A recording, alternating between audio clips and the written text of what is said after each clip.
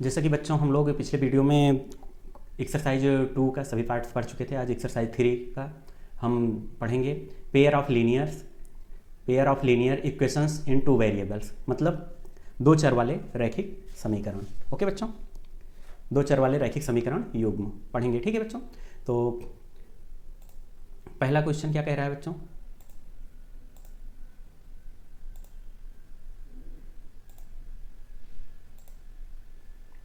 पहला क्वेश्चन कह रहा है बच्चों, form the pair of linear equations in the following problems and find their solution graphically. Okay बच्चों, कह रहा है निम्न समस्याओं में रैखिक समीकरणों के युग्म बनाइए और उनके ग्राफीय बेस से हल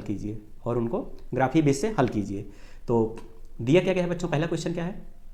10 students of class 10th took part in a mathematics quiz.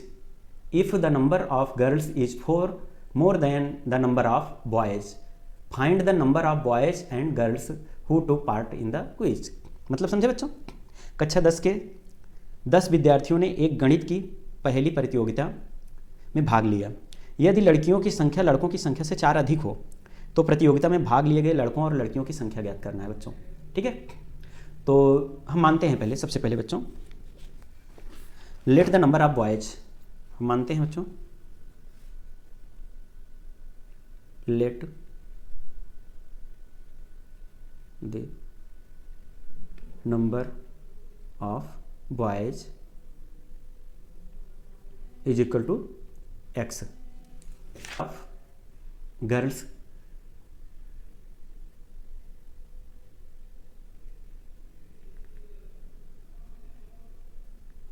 Is equal to y, ये हम मानते हैं। ओके बच्चों, तो कह क्या रहा है बच्चों?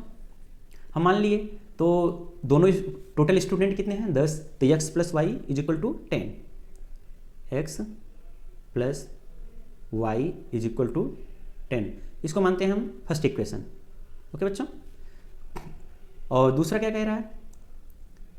If the number of girls is 4 more than the number of boys, मतलब जो है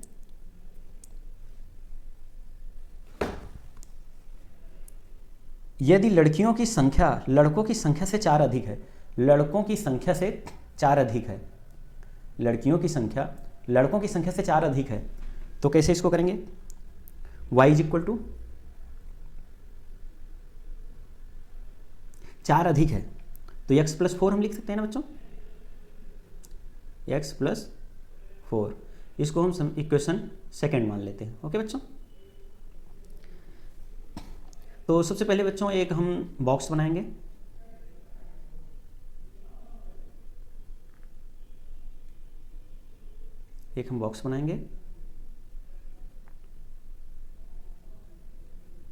ऐसे से हम एक और बॉक्स बना लेंगे बच्चों।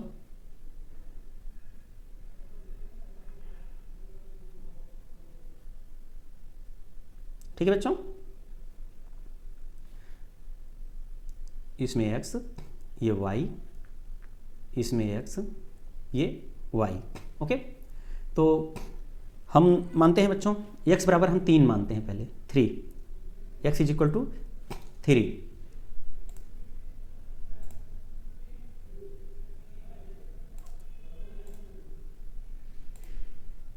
x इज इक्वल टू सबसे पहले हम 3,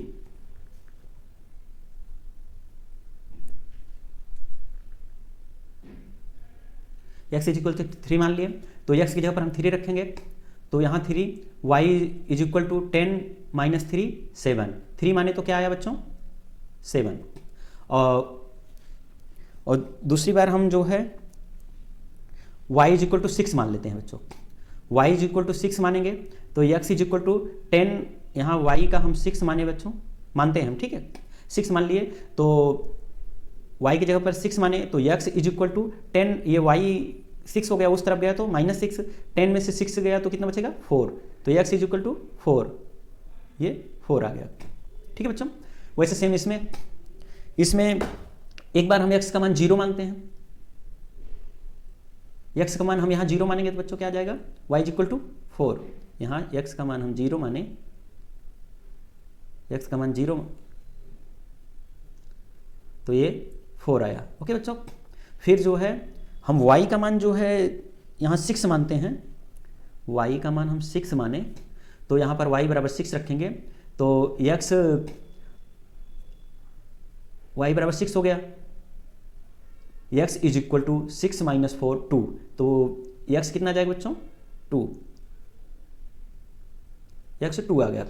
तो अब बच्चों ग्राफीय बीज से हमें यही हल करना है, तो एक हो गया 3 7 निर्देशांक का, और एक हो गया 4 6, ऐसे इसका एक हो गया 0 और 4, एक हो गया 2 और 6। अब बच्चों हम इस पे ग्राफ पे इसको पुटअप करेंगे, कैसे ग्राफ पे दर्शाना है। तो यक्स कितना है 3, बच्चों दिखाता हूँ आपको,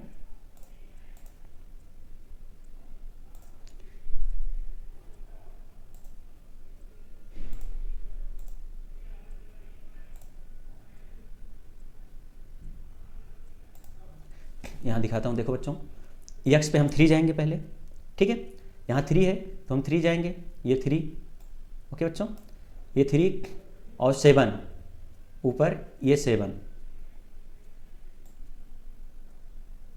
ये हुआ, ठीक है बच्चों, 3 और 7। फिर दूसरा क्या है 6 4, यक्स पे हम 6 जाएंगे, यक्स पे ये 6, उसके बाद इस पे 4, ये 4। बच्चों ध्यान देंगे, पहले इसको हम मिला देंगे, ठीक है,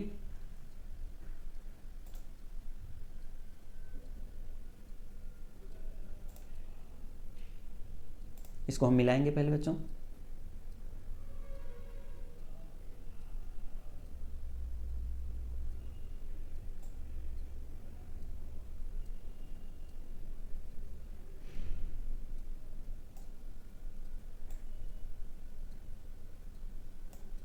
इसको हम मिला दिए दोनों को बच्चों। अब उसके बाद जो है फिर 0 और 4 दिखाएंगे बच्चों,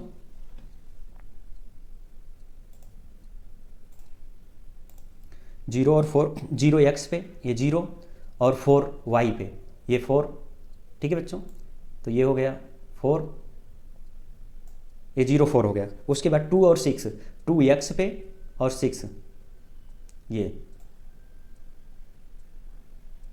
ठीक है बच्चों। अब इस लाइन को हम मिलाएंगे बच्चों,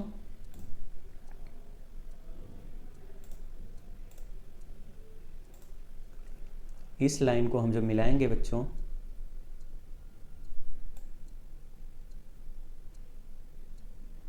तो ये जहां इंटरसेक्ट हो रही है बच्चों, जहां पर ये काट रही है रेखा को, वही अपना हल हो जाता है।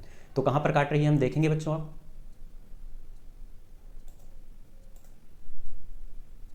देखो कहां पर काट रही है, ये यहां से 7 और यहां से 3, तो इसका क्या हो जाएगा बच्चों 3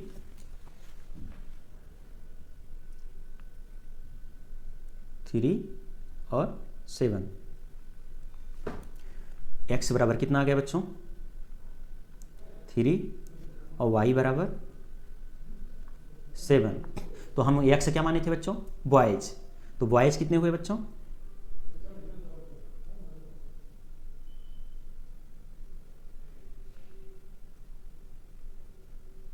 बॉयज कितने हो गए बच्चों 3, और गर्ल्स कितने हो गए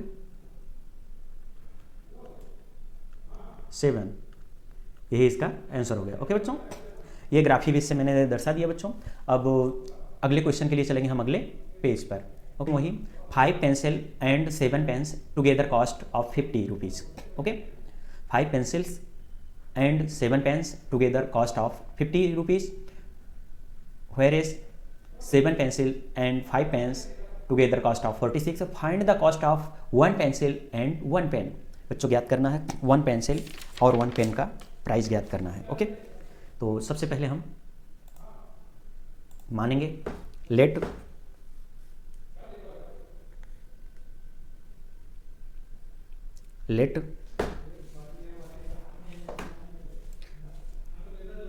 the cost of 1 pencil, let cost of 1 pencil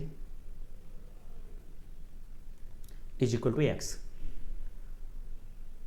The cost of 1 pen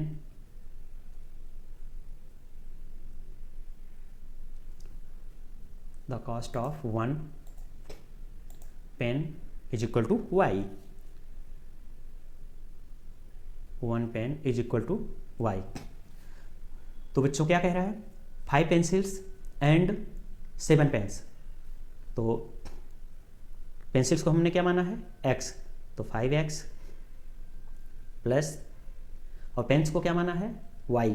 तो 7y is equal to, together cost कितना है बच्चों? 50.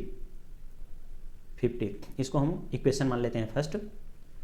और उसके बाद क्या बोल रहा है बच्चों? And 5 pens, 7 pencils and 5 pens together cost of 46. तो 7x plus 5y is equal to 46. Equation second. First equation के लिए सबसे पहले एक बॉक्स बनाएंगे बच्चों.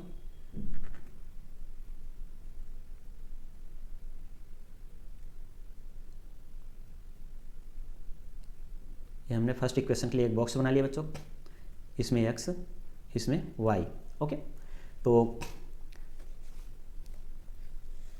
हम इसमें बच्चों एक बार x को 0 मानेंगे, एक बार y को 0 मानेंगे. ओके बच्चों. तो x को 0 मानेंगे तो क्या हो जाएगा? 5 0 0, 7y इज इक्वल टू 50. यहाँ x को हमने 0 मान लिया, तो 5 x की जगह पर 0 रखेंगे बच्चों, तो 0, और उसके बाद 7y इज इक्वल टू 50 और y इज इक्वल टू 51 7. 7 1 7,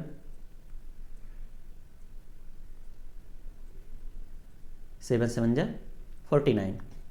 1 बचा, 0.7 10 हो गया, 7 1 7. तो क्या आ गया बच्चों? 7.1. ओके. और दूसरी बार मैंने y को 0 माना बच्चों. y को 0 माना तो यहाँ पर दिखाएंगे बच्चों. y को 0 माना तो यहाँ पर देखेंगे 7 इंटू 0, 7 0 हो जाएगा. 5x is equal to 50. 5x is equal to 50. x is equal to 50 by 5. 5 1 5, 5 10 50. x is equal to 10. तो मैंने दूसरी बार जब 0 y को माना तो ये क्या आ गया बच्चों? x की वैल्यू क्या आई? 10. ओके. ठीक है. अब ऐसे सेम इसमें दूसरे समीकरण में देखेंगे बच्चों. दूसरे समीकरण में हम x की वैल्यू एक बार 0 मानेंगे, इसमें भी बॉक्स बनाएंगे बच्चों.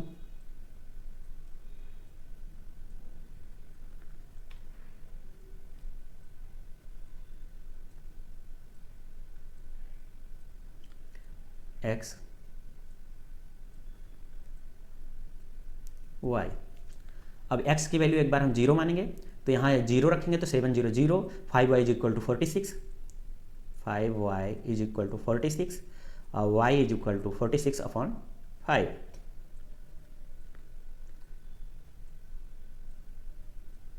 5 9 45.1. 5 2 10. ओके. ये कितना गया बच्चों? 9.2. 9.2. दूसरी बार हम y की वैल्यू मान लेंगे 0, तो दूसरी बार y की वैल्यू जब 0 रखेंगे बच्चों तो यहाँ 0 हो जाएगा. 7x इज इक्वल टू 46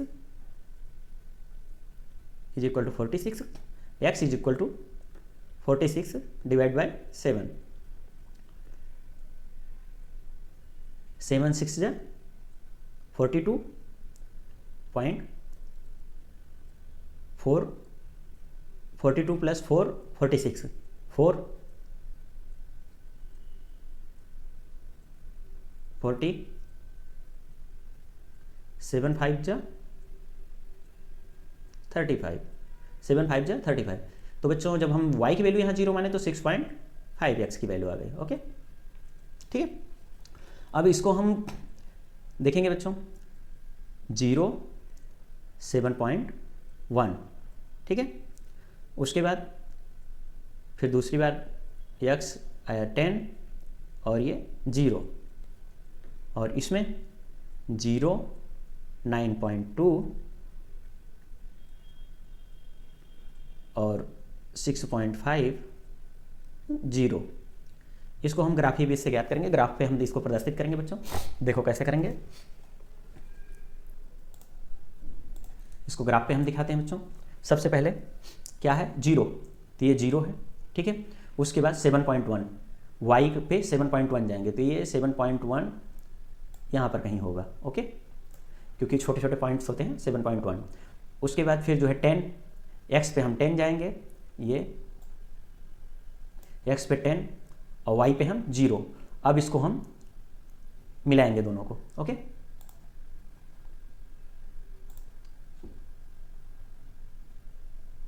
इसको हम मिलाएंगे यहाँ से बच्चों।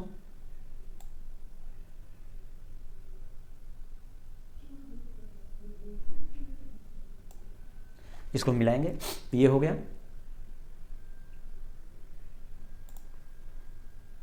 उसके बाद बच्चों यहाँ पर देखेंगे फिर है 0, 0, y पे जाएंगे 9.2, ये है 9.2, ठीक है बच्चों, ये 9.2 है यहाँ पर, ओके। फिर 6.5, x पे जाएंगे 6.5, ये 6.5 है, ठीक है बच्चों।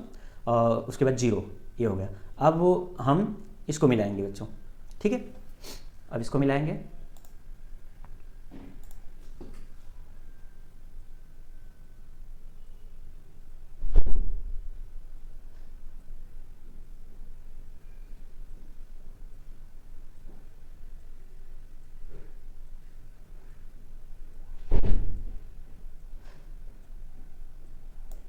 बच्चों इसको मिलाएंगे तो 6.5 से जब इसको मिलाए तो ये इंटरसेक्ट कहाँ कर रही है बच्चों, वो हम देखेंगे, ओके। जहाँ इंटरसेक्ट करेगी वही अपना पॉइंट बनेगा, ओके बच्चों। तो इंटरसेक्ट कहाँ कर रही है, अब देखेंगे बच्चों उसको।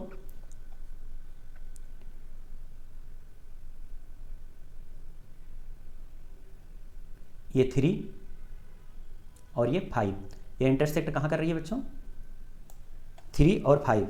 तो इसका ये 3 और ये 5 पे, तो बच्चों इसका क्या हो गया 3 और 5। तो मैंने x की x is equal to 3, y is equal to 5। तो x को क्या माना था बच्चों, ऊपर ही मैंने माना था the cost of 1 pencil, pencil को x माना था। तो x पेंसिल कितने आ गई बच्चों 3, पेंसिल कॉस्ट कितनी हो गई बच्चों 3 रुपीज़, और pens cost pen is equal to 5 rupees. बच्चों इसका ये आंसर हो गया, ओके बच्चों। यहाँ तक समझ में आ गया होगा। क्वेश्चन नंबर 1 के दोनों पार्ट्स हमने बता दिए। अब चलें